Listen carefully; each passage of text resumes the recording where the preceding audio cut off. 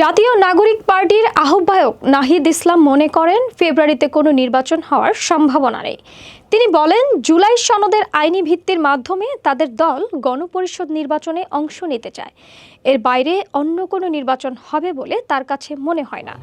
নির্বাচন এটা গণপরিষদ নির্বাচনে অংশগ্রহণ করতে চাই। আমরা মনে করি এর বাইরে গিয়ে কোনো ধরনের নির্বাচন হবে সেটা আমার কাছে মনে হয়। গতকাল রবিবার মালয়েশিয়ার এনসিপি ডায়াসপোরা অ্যালায়েন্স আয়োজিত 2024-এর গণ অভ্যুত্থান বীরত্ব গাথা ও বিপ্লব পরবর্তী বাংলাদেশ গঠনে প্রবাসীদের ভূমিকা শীর্ষক অনুষ্ঠানে তিনি একথা বলেন।